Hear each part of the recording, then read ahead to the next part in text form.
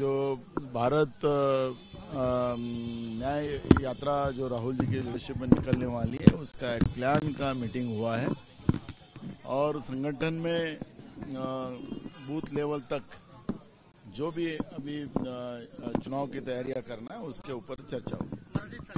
Sir, लेकिन जिस तरीके से एनसीपी के एक नेता ने जो बयान दिया है राम को लेकर, उस पर आपकी, क्योंकि हमें हमारे भगवान श्री राम हमारे आस्था है, हमारी भावना है और कौन क्या बोलता है उसका इशू नहीं है, लेकिन किसी की भभूति भी नहीं है, इतना हम कहेंगे।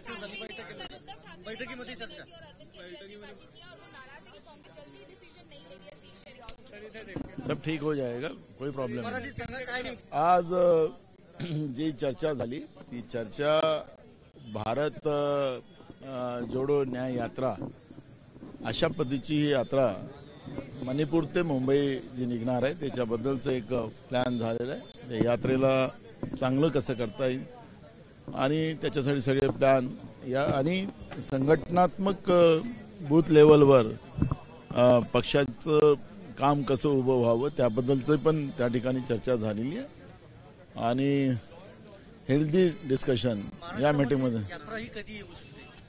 त्याला ही मणिपूर ते मुंबई असल्यामुळे हे शेवटच्या टप्प्यातच आहे ना। जागा वाटपाची आज काही चर्चा झाली नाही, आज कुठली जागा वाटपाची चर्चा झालेली नाही। जितेंद्र आव्हाड यांनी एक वक्तव्य केलंय, भगवान श्रीराम मांसाहारी होते, मला खेद व्यक्त केला आता। मला मूळ प्रश्न आहे की भगवान श्रीराम आमच्या आस्थेचा आणि भावनेचा विषय आहे, त्यामुळे कोण काय बोलायचं तो त्यांचा भाग आहे, पण असं कुठल्याही भावनाला ठेस लागू नये याची काळजी प्रत्येकाने घेतली पाहिजे। नोटीस वाढलेल्या आहेत, अरविंद केजरीवाल यांच्यावर आज छापेमारी होणार होती। भाजप आता घाबरायला लागलेली आहे आणि त्याच्यामुळे सगळ्यात वॉशिंग मशीन त्यांच्याकडेच आहे, ईडीचा धाक दाखवायचा आणि आपल्याकडे घ्यायचा म्हणजे तो स्वच्छ होतो। आता ड्रायव्हरांचा संप चाललेला आहे, त्या ड्रायव्हरांचं एक मोठ्या प्रमाणात एक बातम्या येतात आहेत की आम्ही ऍक्सिडेंट केला आणि 10 वर्षी सजा आहे, मी बीजेपीत गेलो तर माझी 10 वर्षी सजा माफ होईल का? अशा पद्धतीचं या सरकारच्या म्हणजे केंद्रातल्या भाजपच्या मोदी सरकारच्या विरोधात सर्वसामान्य लोकांच्या भावना काय आहेत?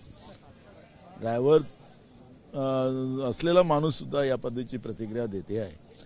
तर या सरकारला जी जनतेची भीती निर्माण झालेली आहे आणि त्या आधारावर ईडी आणि सीबीआय सारखे कार्यकर्ते केंद्रातल्या सरकारने जे पोसून ठेवलेले आहे त्याचा वापर करणार आहे हे सगळ्यांना माहिती आहे आणि देशातल्या जनतेलाही माहिती आहे। सीट शेयरिंग को लेकर क्या हुआ सर? सीट शेयरिंग को लेकर आप लोगों ने क्या डिसाइड किया? सीट शेयरिंग को लेकर वॉशिंग मशीन तुम्ही म्हणताय, मात्र ना दिल्लीमधून एक असा निर्णय झालाय भाजपचा, 8 जणांची कमिटी नेमली आणि ती कमिटीच आता दुसऱ्या पक्षातील नेत्यांचा प्रवेश तय करणार आहे। एक प्रकारे नियंत्रण ठेवायचा प्रयत्न। अरे पण कुठल्या आधारावर?